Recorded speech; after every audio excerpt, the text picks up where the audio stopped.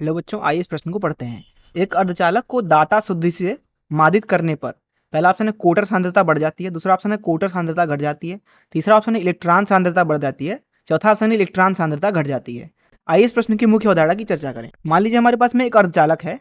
अभी मान लेते हैं यह एक शुद्ध अर्धचालक है। मान लेते हैं कि जो हमारा शुद्ध अर्धचालक है वो दरअसल चतुर्संयोजी है। तो जब आप चतुर्संयोजी अर्धचालक के अंदर एक पंच संयोजी अपमिश्रण करते हैं, पंच संयोजी मतलब जैसे आप ले सकते हो फास्फोरस, आर्सेनिक, एंटीमनी इत्यादि। तो दरअसल जो हमें यहाँ पे अर्धचालक मिलता है अपमिश्रित अर्धचालक, वो एन प्रकार का होता है, क्योंकि जो ये पंच संयोजी तत्व हैं ये चतुर्थ संयोजी तत्व के अंदर दाता की तरफ व्यवहार करते हैं। दाता होने का मतलब यह है कि ये इलेक्ट्रॉन जो है वो प्रदान करते हैं जिस भी चतुर्थ संयोजी अर्धचालक के अंदर ये मिलाए गए हैं। अर्थात जो एन प्रकार अर्धचालक होता है उसमें इलेक्ट्रॉन की संख्या ज्यादा होती है।